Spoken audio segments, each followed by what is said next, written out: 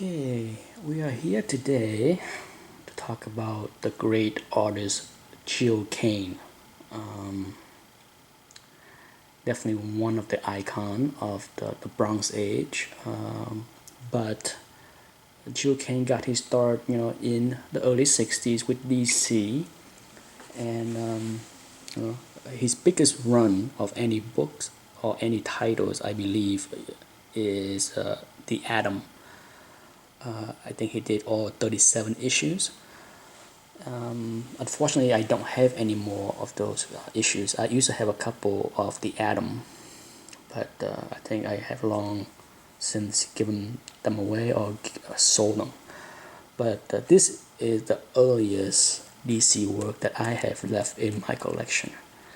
I have a couple of Hawk and Dove issue, and in my opinion, Gil Kane was one of those young artists that have the good foundation with his skills, but he didn't mature into his greatness until later.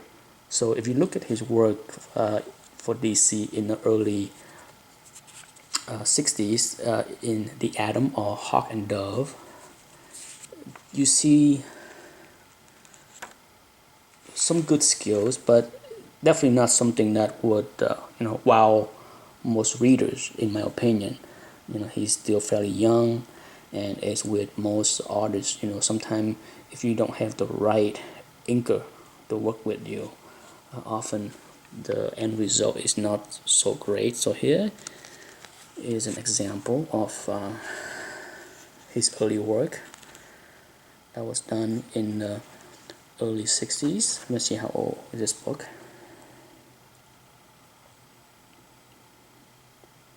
1969, February-March 1969. So this was done actually late '60s. If the cover date is '69, but that means that it probably hit the stand in November of '68. So it's late '60s, and as you can see, it's okay. It's nothing. Gil Kane, most artists, I think, have what I call crutch angle. There's certain angle that they like to go, like to use as often as they want to, for whatever reason. Not that I don't like it, but sometimes it's very easy to tell the artist by just the way a person drew an angle, and Gil Kane is great at this kind of angle. Okay, I can point out in many other. He used this kind of posture very often in both non-action and action-related scenes. I love it, but he can draw this angle, this view, better than anybody. And as in many of his newer work after the late '60s, you can almost spot a Gil Kane drawing or a comic book by the way he draw the nose. The way he draw the nose and the face is very distinctive, no doubt. But as you can see, this book here, as I flip through it, you can see a hint of his work, no doubt. For the people that's not familiar with his work, they certainly probably would not recognize it, but for most of his fans, I'm sure they can look at this and recognize that it is early Gil Kane work. But it's beautiful. Like I said, it's good. It's good. It's not outstanding. And here you go. The other crutch shot, as I have pointed out many times in other videos, is this view below the face up. As you can see, the nose, the way the face, the eye, the mouth is. He uses so often that it's almost impossible to go through a book without seeing multiple pictures, panels with that kind of angle shot of the face. So there you go, is a good example of his early work. As you can see, Gil Kane was decent, but if you look at the early work that he did, it certainly wasn't something that would wow a lot of people. And lucky for us, once he got to Marvel, he hit his stride. He certainly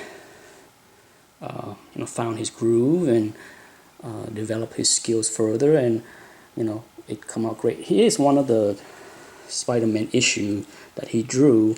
I brought this out because I want to more so highlight his collaboration with John Romita, the the greatest artist for Spider-Man for sure. And if you're not familiar with Gil Kane and you look through this book, you almost think that Romita did all the work, because John Romita can ink the daylights out of anyone. He's a great artist, a great inker, you name it. He can do everything. And one of the things that John Romita is known for is when he inked other people's work, including Jack Kirby. He often will redraw the characters or the face to make it look the way people want. Not the way people want, but I think he will redraw it the way maybe Stan Lee want, the Marvel way. But as you can see, many of these panels of this book are beautifully drawn, but it would hard to distinguish Gil Kane from John Romita's inking. I love this issue. This is one of my favorite Spider-Man issue because I just love the inking. It was heavy black inking. It's a very well drawn book, but it's gorgeous. Okay. The problem with Gil Kane, in my opinion, is sadly he didn't stay at any one title for long. So unlike Buscema or Romita or Kirby, I have a hard time identify him with a character because he was very prolific in drawing covers, and he can draw everything from superhero to Conan, you name it, and even Western. He did many things. So because of that, unfortunately, it's not easy to identify one superhero or one character that you can tie, or I can tie him to, or identify him with. It's one of the things that I want to focus on this video is some of his lesser work. We all know about his great Spider-Man run with Spider-Man 101, 102. Those are iconic covers. But I want to focus on his lesser work. And for example, he drew a lot of work, not a lot, but some, for the Conan magazine. He was fantastic. His black and white work that he did for this magazine is phenomenal. And for those that's not familiar with what he did, here's just an example. He did everything, the story, art. It's beautifully drawn. I love this magazine. I have a lot of Savage sort of Conans, and I think the art inside are just beautiful. I mean, it doesn't have to have color. The black and white drawing, as you can see. Just look at this. His inking, also Gil Kane, in my opinion, if he can and have the time, if he could, he was his own best inker. Okay, he's definitely one of those artists that I believe and feel that when he has the time to ink his own work, it is just gorgeous. Okay, just look at the 2-page I shown. It's just extremely well done. Look at this.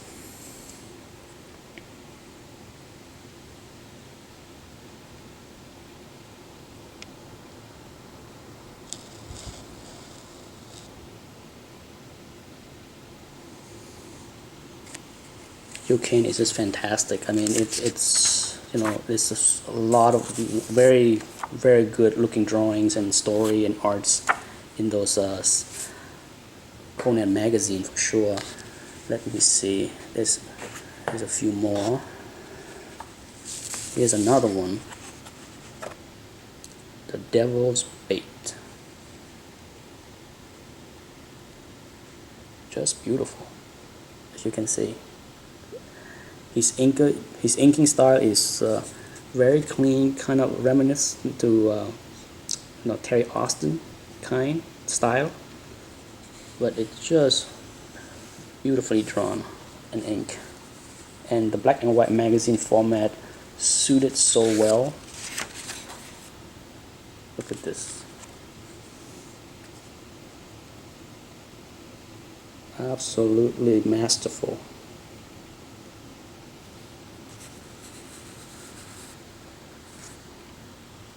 But if you have a chance to check out these Savage Sword of Conan magazine, do so, because I think if you're a Gil Kane fan, you will be very happy to look at his artwork and the story that he wrote for this magazine.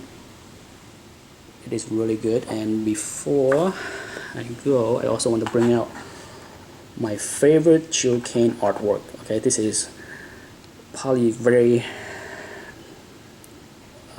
less known, a hidden gem, I would say, for those Gil Kane fans out there.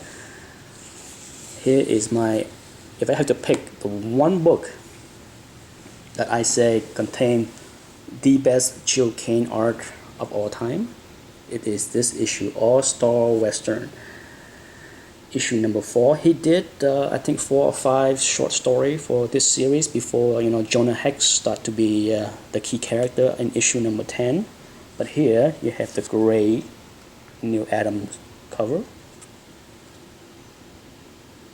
gorgeous, and then inside is perhaps the greatest work, in my opinion, of Gil Kane. He inked this story also, as well as did the drawing, and it is absolutely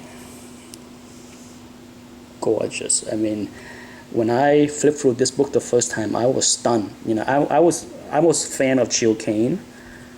I always liked his work, but when I flipped through this book, I was just blown away. I wish he had the time to ink his own work on every book. It is just so well done.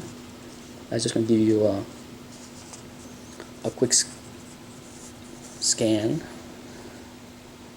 and stop talking so that you can enjoy the pictures.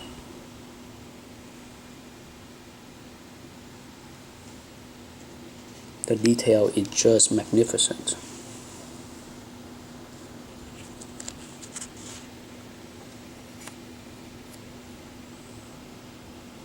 If you have this issue, you probably agree with me that the artwork inside is just top notch. And if you have a chance to pick this issue up for cheap, I would highly recommend doing so, because in my opinion it contains some of the finest, if not the finest work Gil Kane has ever put down. It's just the details, the inking, the drawing. It is just gorgeous.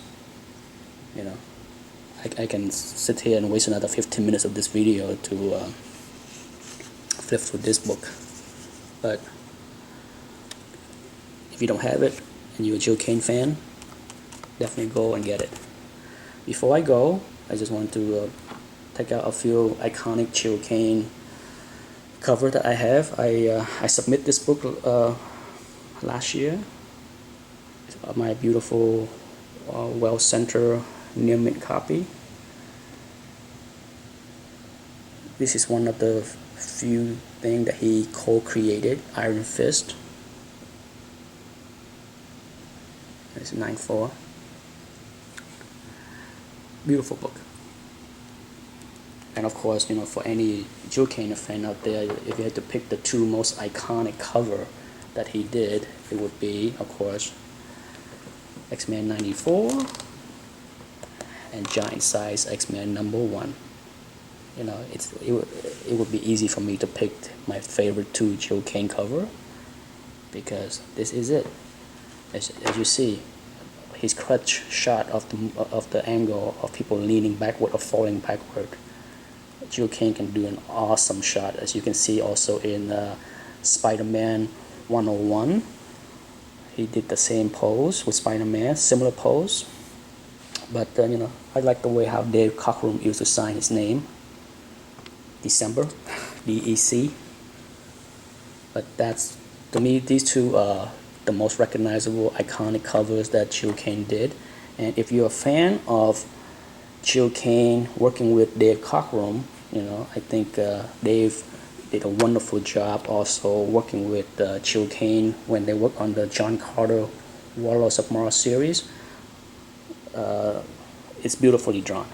I mean, if you have this book or have a chance to check it out, as you can see, the details work of this book is beautiful. It's a fun read. I actually like the movie. I'm sad that I'm the minority that enjoyed John Carter's of Mars, and they're not gonna make any more sequel. But I enjoyed that movie a lot. And this was a fun series. So check that out if you haven't had a chance to read John Carter's Warlords of Mars. You will enjoy the art for sure with Gil Kane and Dave Cockrum. Anyhow, thanks for watching.